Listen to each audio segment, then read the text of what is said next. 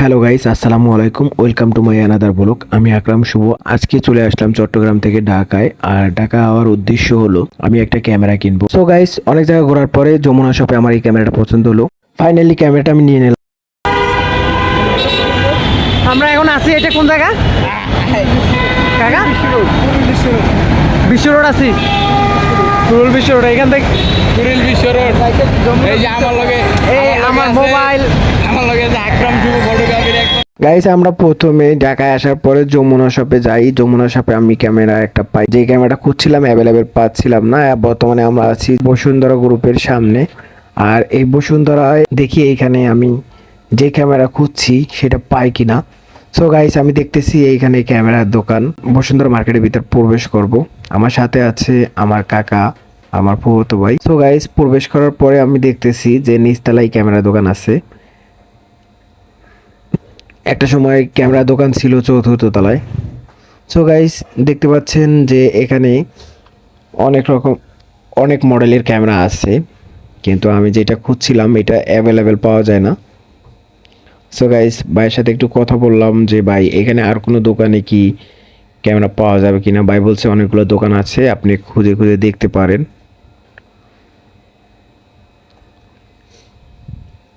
So guys, তারপরে একটা দেখলাম যে এটা হয় কিনা আমার।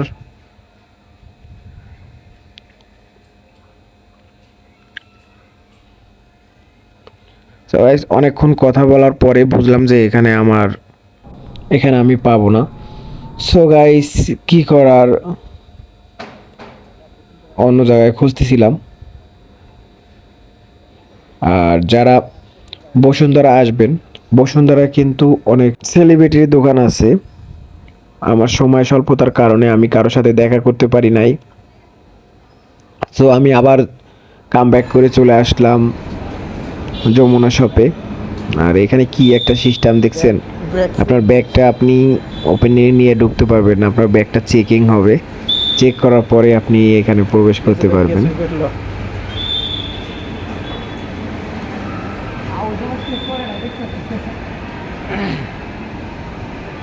ব্যাগে আন্তর্জাতিক খ্যাতিমান অস্ত্র। কোথায় আসছে? Jamuna Future Park. AC AC ঠান্ডা। তো গাইস, দেখতে পাচ্ছেন ইতিপূর্বে আমরা যমুনা শপের পিছন সাইড থেকে লিফটের মাধ্যমে ওঠার চেষ্টা করতেছি।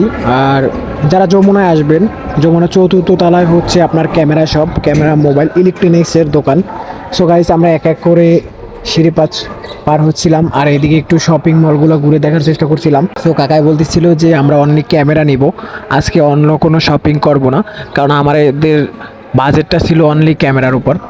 তো তারপরও কাকা একটু ঘোরাঘুরি করছিল, বলছিল যে অন্য কিছু শপিং করবে।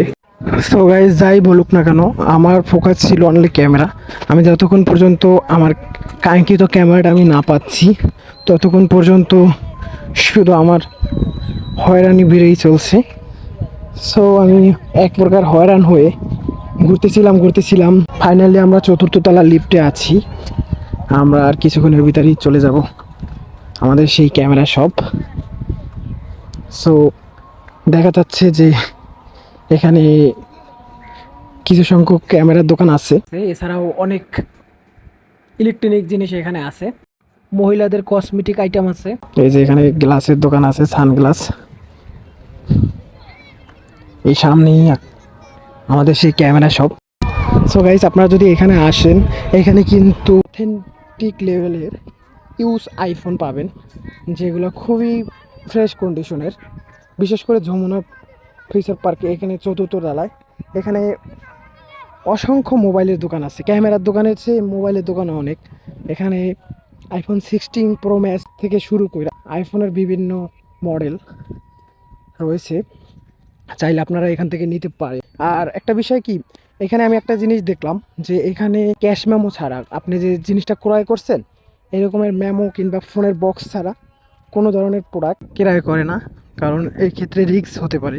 কারণ অনেক সময় দেখা যায় যে আপনার মেমো ছাড়া কিংবা ফোনের বক্স ছাড়া এগুলো ক্রয় করার পর কিন্তু পরে সমস্যায় পড়ে। সো গাইস, আমি দেখতে দেখতে বলতে বলতে ক্যামেরা দোকানে চলে আসলাম। এখন আমরা সেই আমাদের কাঙ্ক্ষিত ক্যামেরা যেটা অ্যাভেলেবেল পাওয়া যায় না সেটা এখানে দেখতে পাচ্ছি। ভাইয়ের সাথে কথা করছি যে ক্যামেরাটা কেমন হবে। সো বলছে ভালো হবে। উপর থেকে দেখতেছিলাম, পরে ভাই বলতেছে আমি দেখাইতেছি, সমস্যা নাই। সো ফাইনালি আমি কথা বলার পরে দামাদামি করলাম, ক্যামেরাটা আমার হইলো। সো গাইস, আজকের ব্লগ এই পর্যন্ত। সবাই ভালো থাকবেন, দেখা হবে কত লইছে ক্যামেরা? নতুন কোনো পর্বে।